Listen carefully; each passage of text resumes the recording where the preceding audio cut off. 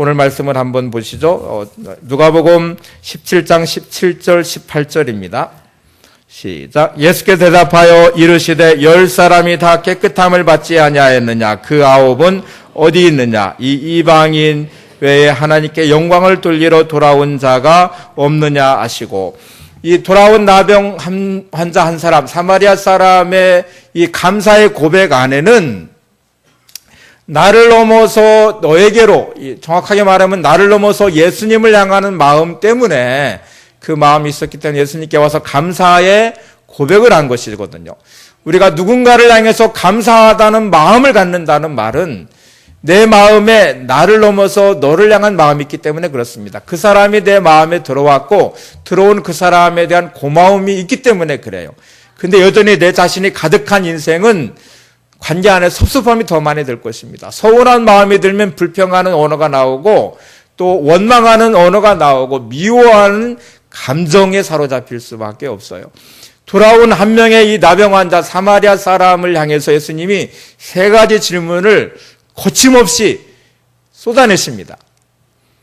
예수님의 질문한 이 질문은 대답을 듣기 위한 질문이 아님을 알 수 있어요. 왜 알 수 있냐면 대답을 들으려면 한 가지 질문을 하고 대답을 들어야 되거든요. 근데 예수님은 대답을 듣기를 원하는 것보다는 이 질문, 3가지 질문을 통해서 돌아온 한 명의 사람과 그냥 간 9명의 사람의 인생이 얼마나 다른지를 보여주시고, 한 명의 돌아온 사람의 인생을 부각시켜 주시고, 또 돌아오지 않은 9명의 사람에 대한 섭섭함보다는 안타까움이 담겨져 있는 질문법이에요. 대답을 원치 않고 대답을 원하지 않는 이 질문법을 소리법이라고 하거든요. 그러니까 대답을 듣기 위한 질문이 아니고 질문을 통해 예수님의 의중을 드러내시고, 또 한 명의 돌아온 이 나병 환자의 삶을 부각시키십니다. 예수님의 질문이 뭐였어요? 10사람이 다 깨끗함을 받지 않았느냐 하는 질문도 하시고, 9은 어디 있느냐는 질문도 하시고, 이 이방인의 하나님께 영광을 돌리러 돌아온 자가 없느냐 하십니다. 자, 예수님의 질문의 의도를 잘 보세요. 돌아온 한 명의 이 사람이 돌아오면서 주님께 감사할 때 그 모습이 하나님께 영광을 돌리는 모습이 되었어요. 예수님이 돌아온 한 사람의 그 변화된 인생, 그의 변화됨은 육체의 질병에 치료된 것에 멈추지 않았잖아요. 9명의 사람은 육신적인 질병이 치료된 것으로 끝나버렸어요. 더 이상 예수님과 연관된 인생이 없었습니다. 그런데 돌아온 한 사람은 나병이라는 질병 때문에 예수님을 찾았고 예수님을 만났습니다. 그리고 예수님 말씀에 순종의 세상에 가는 도중에 나병이 고침받았습니다. 고침받고 나서 그는 자기밖에 가득 차 있지 않은 자기의 인생에, 자기 마음의 경계 안에 예수님이 들어오셨어요. 예수님이 들어오시고 나서 그는 변화가 됐죠.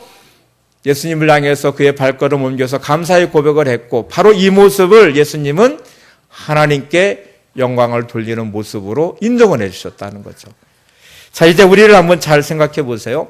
내가 만나는 여러 환경과 문제는 나의 마음을 어디로 끌고 가는지, 내가 만나는 사람들과의 관계 속에서 나의 마음은 어디로 끌고 가는지, 어디로 내 마음이 가고 있는지, 내 마음의 경계가 나에게서 너에게로 넘어가고 있는지, 나에게서 하나님께로 넘어가고 있는지를 한번 잘 점검을 해보세요. 많은 분들이 어려움을 만나면 내 안에 내가 가득하기 때문에 내가 기준이 돼요. 그러면 힘들고 어렵다는 생각을 하면서 짜증이 나기 시작하고 불평을 하게 되고 원망을 하게 되고, 환경에 대해 능력 밖에 벗어나는 순간에 낙심하고 절망하고 비관하기 시작합니다. 관계 안에서는 어떨까요? 내 안에, 마음의 경계 안에 내가 가득한 사람은 관계 안에 상처를 입을 때마다 그 사람에 대한 원망하는 마음과 미워하는 마음과 분노하는 마음이 가득하게 되고 원망과 불평과 미움의 언어를 쏟아내게 될 것입니다. 다시 이제, 그러면 내 마음의 경계 안에 나를 넘어서 하나님을 향했다고 한번 보세요. 그래서 내 마음속에 주님이 계시고 내 안에 하나님의 말씀이 가득하고 하나님의 은혜가 있을 때, 여러 가지 환경의 어려움을 만나면 하나님을 향해 소망의 문을 열 것입니다. 하나님을 의지하는 믿음의 자리가 될 것입니다. 기도하는 기도의 자리가 될 것입니다. 불평하기보다는 하나님을 향해 감사하는 감사의 고백을 드릴 것입니다. 관계 안에서는 나를 넘어 너에게로 향하는 마음을 갖고 나를 넘어 하나님을 향하는 마음의 경계가 내 안에, 그래서 주님이 들어오시고 하나님의 은혜가 내 안에 머물러 있을 때, 미움과 원망의 마음이 생길 때 내가 내 마음에 가득하면 미워하게 되고 원망하게 되고 분노하게 되는데 내 안에 주님이 계시고 내 안에 하나님 말씀이 있으면 용서하려고 할 것입니다. 사랑하려고 할 것이고 이해하려고 할 것입니다. 이 차이를 아십니까? 지금 나의 삶은 마음의 경계 안에 무엇이 들어있는지, 내가 믿는 사람이라고 말하면서 여전히 내 자신이 가득한 내 인생, 그래서 불평이 끊임없이 나오는 내 인생, 하나님을 향해 감사하지 못하는 내 인생, 내 신앙이 무너져버린 내 인생, 원망하는 마음, 미움의 마음만 가득하지 용서하는 마음, 사랑하는 마음, 이해하는 마음이 없는 내 인생은 내가 아무리 뭐라고 말해도, 믿음이 있다고 말해도 내 마음의 경계 안은 내가 가득한 거예요. 내 안에 주님이 계시기를 바랍니다. 내 안에 하나님의 말씀과 은혜가 있기를 바랍니다. 지금 우리가 오늘 시간 고백해야 될 중요한 부분이고 우리가 풀어야 될 숙제이기도 합니다. 반드시 풀어내야 될 숙제이기도 해요. 서경호 작가가 쓴 그림 묵상집인 빛과 목선의 이야기라는 책에 보면 이런 이야기가 나요. 화면 통해서 한번 같이 보세요. 시작. 고난은 마음의 문을 요란하게 부수고 들어와 치열하게 내면을 청소해주고 단단하게 신앙을 수리해 준 뒤 조용히 떠나간다. 돌아보면 나에게 유익했기에 고맙다는 인사라도 건네고 싶지만 언젠지도 모르게 조용히 사라져졌기에 다시는 그 모습을 찾을 수가 없다.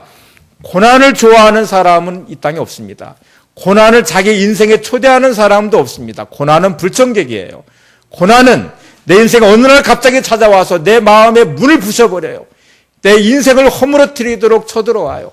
쳐들어와서 하는 역할을 지금 서경호 작가는 어떻게 고백했냐면 그 고난이라는 것이 내 마음의 문을 벽을 쳐부수고 들어와서 처절하게 치열하게 내 마음을 청결하게 해준다. 내 마음을 내 내면을 청소해 준다고 고백했어요. 무너져버렸던 내 신앙을 다시 단단하게 수리를 해준대요. 수축을 해준대요. 내가 전에는 믿음이 믿는다고 하면서도 믿음이 없는 사람이었는데 고난을 만나고 나서 하나님을 찾기 시작했어요. 자기 자신을 성찰하면서 내가 이런 잘못된 삶을 살았구나 깨닫고 자기의 내면을 깨끗하게 청소하는 사람이 됐어요. 신앙이 없던 내 자신이 단단한 신앙으로 수리가 되었어요. 그래서 하나님을 의지하는 사람이 됐어요. 세월이 지나고 나서 이 고난이 내게 이런 유익을 줬구나. 내가 고난을 만났기 때문에 이렇게 내 자신을 성찰하고 깨닫고 변화되고 결단하는 기회가 됐고 내가 하나님을 찾는 자리가 되어서 내 무너져버렸던 내 신앙이 더 단단하게 수리가 됐구나. 이렇게 깨닫는 순간에 고난이 정말 고마운 마음이 들어서 고맙다고 인사를 하려고 보니까 어느 순간에 그 고난이 내 인생 가운데 사라졌다라는 말이에요. 이게 온전한 모습. 고난이라는 걸 통해서 나에게서 너에게로 넘어가고 마음의 경계가 나로부터 하나님을게로 넘어가는 하나님을 향하는 정말 좋은 예이거든요. 그런데 많은 경우는 이 반대로 작용할 때가 많습니다. 고난이라는 불침격이 내 마음의 문을 부수고 들어왔을 때 내 안에 가득한 이 마음의 경계 안에 내가 가득해서 그것 때문에 불평하기 시작합니다. 원망하기 시작합니다. 인생이 그냥 무너져 버립니다. 좌절하고 낙심하고 절망하면서 인생 자체가 허물어지기 시작합니다. 그나마 있던 믿음까지도 까먹고 하나님을 멀리하기 시작합니다. 감사가 사라져버리고 기도도 사라져버리고 은혜도 사라져버리고 원망하고 불평하는 마음만 가득한 이 모습으로 흘러가는 것 가장 나쁜 예예요. 여러분 고난이라는 불침객이 여러분의 인생에 찾아왔을 때 어떻게 해야 될까요? 여러분의 마음이 청결해지시기를 바랍니다. 여러분의 내면을 청소하는 시간이 되시기를 바랍니다. 자기를 성찰하고 변화되는 자리가 되시기 바랍니다. 특별히 여러분의 무너져버린 신앙이 다시 수축되는 자리가 되시기를 바랍니다.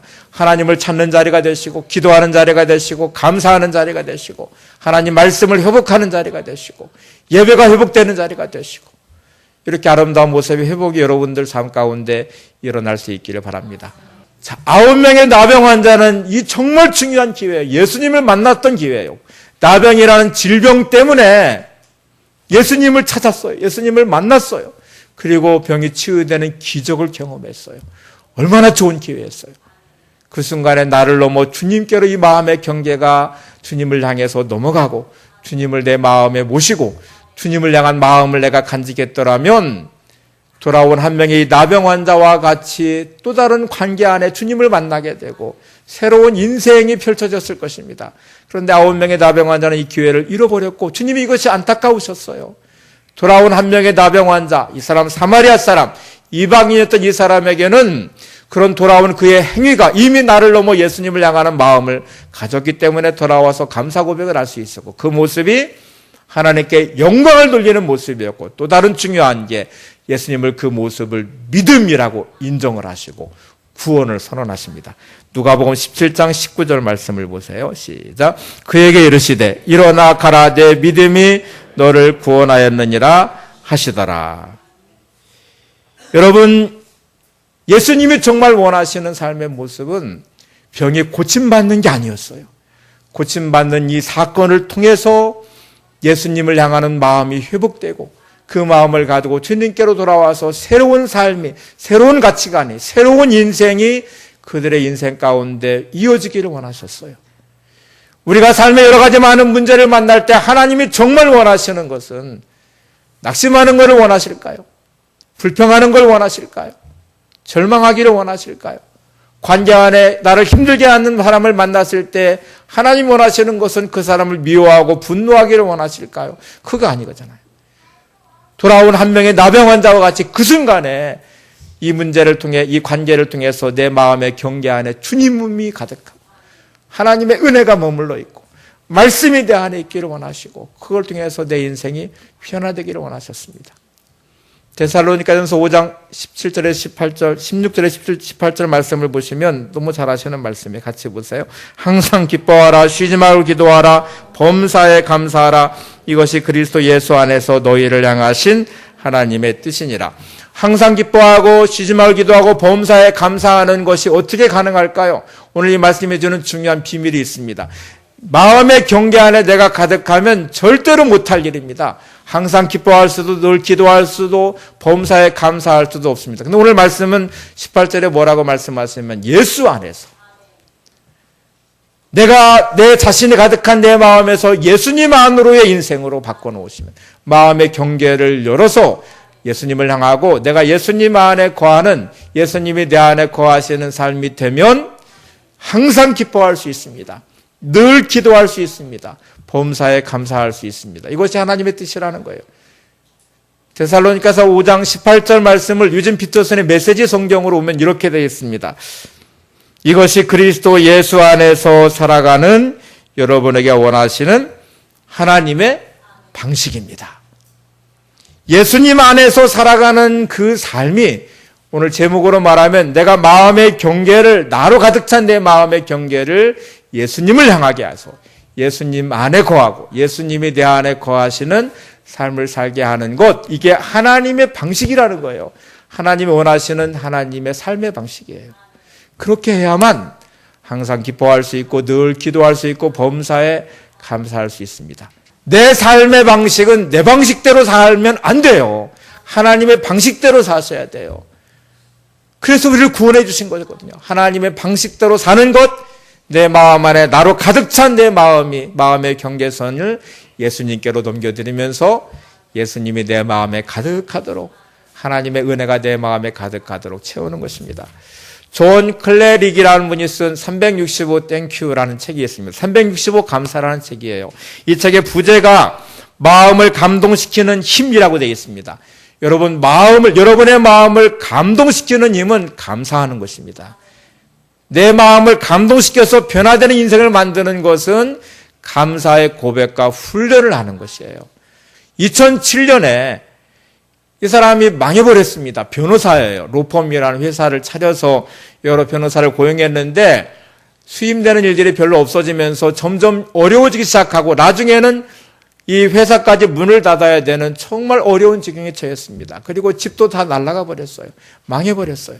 경제적으로 어려워지고 힘들어지니까 마음도 강팍해지고 완악해지고 그러다 보니까 부부싸움이 많아지게 됐고 결국 이혼하게 됐습니다. 이혼 소송 중에 있게 됐고 딸의 양육권까지 빼앗길 위기에 처했어요. 돈이 이제 없는 아주 비참한 상태에 처하게 되니까 딸을 양육할 수 있는 권리까지 빼앗기게 되는 정말 비참한 상황에 처하게 됐는데 어느 날 친구로부터 아침 식사하자는 전화를 받고 나가서 식사를 하면서 내 인생은 끝났구나. 나는 망했구나.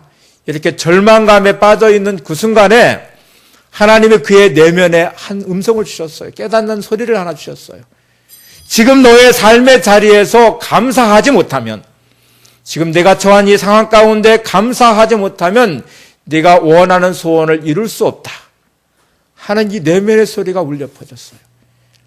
힘들고 어렵다고 불평하시는 여러분, 관계 안에 상처가 많다고 미워하시는 여러분, 지금 여러분의 삶의 자리에서 감사할 수 없으면, 감사하지 못하면 하나님이 주시는 은혜는 없습니다. 하나님이 주시는 복은 그 안에 없습니다. 여러분이 정말 소원하는 바를 이루고 형통한 인생을 살기를 원하시면 지금 있는 삶의 자리에서 감사를 회복하셔야 돼요.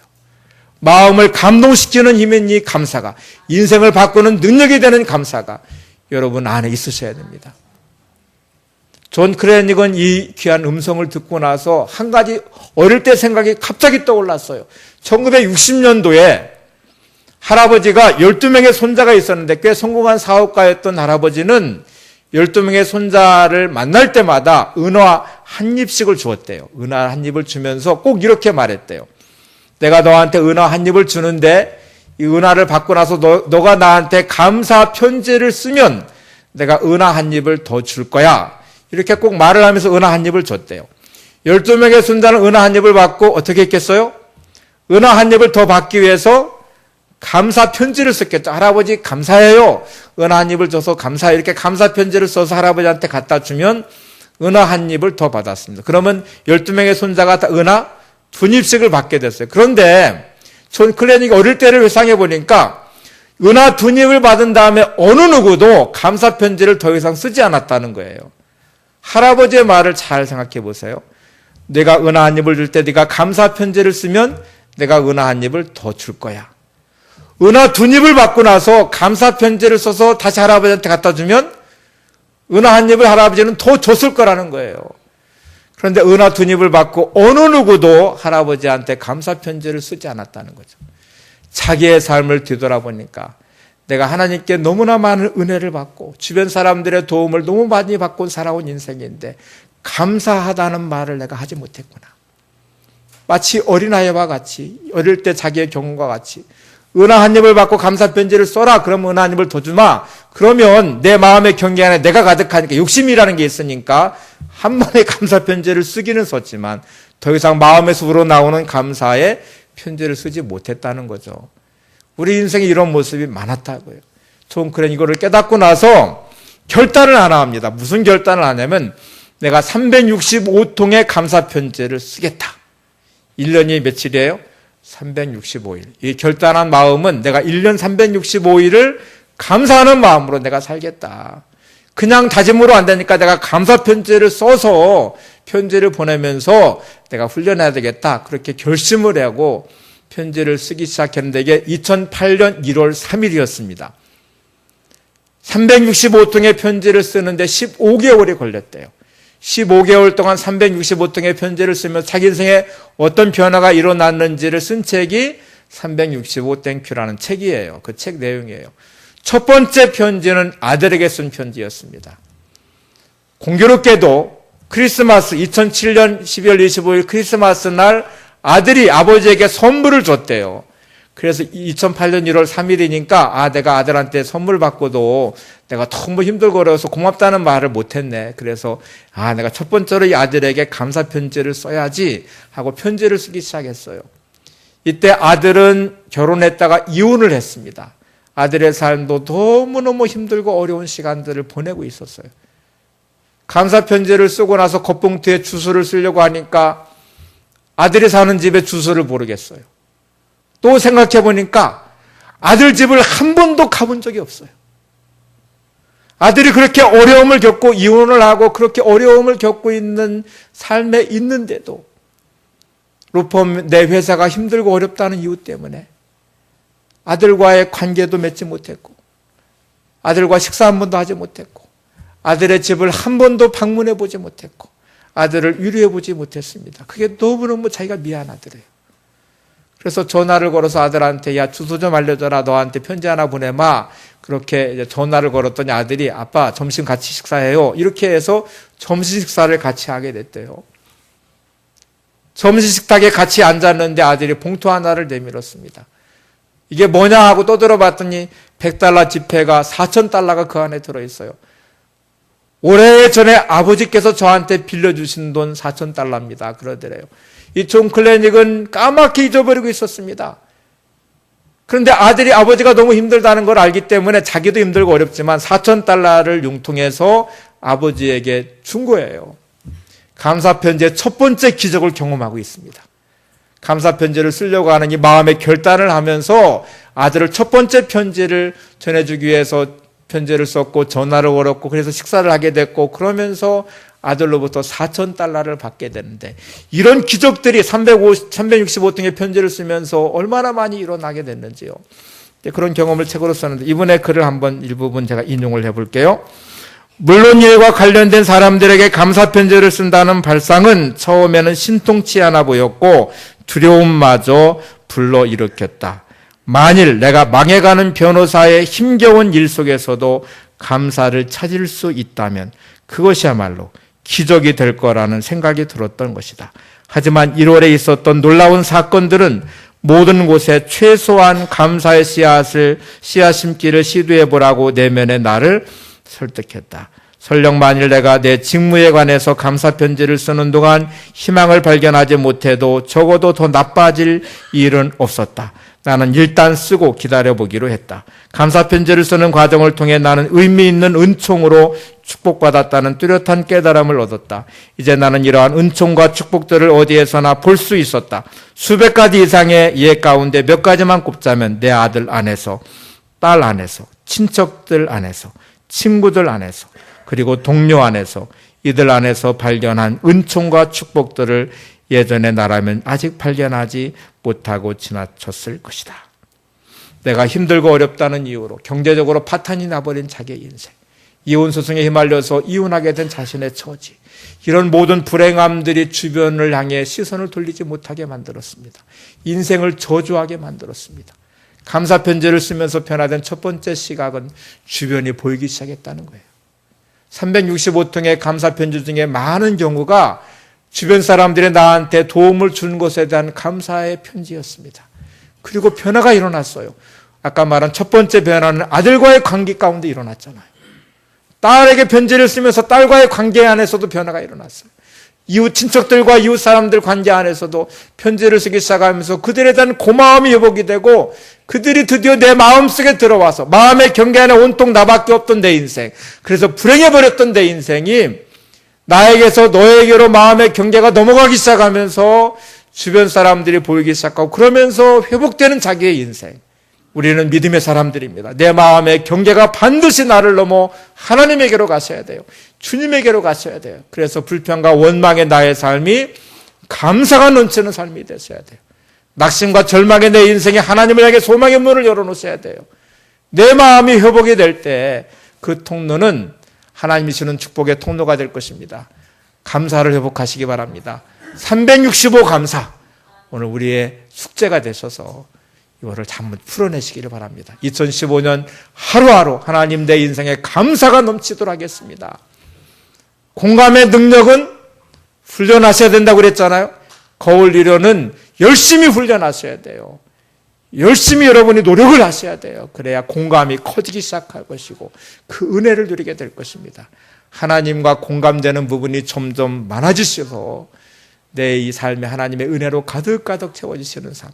그래서 여러분의 인생이 마음의 경계가 끊임없이 나를 넘어서 너에게로, 나를 넘어서 하나님을 향해 가는 복된 삶이 되시기를 바랍니다.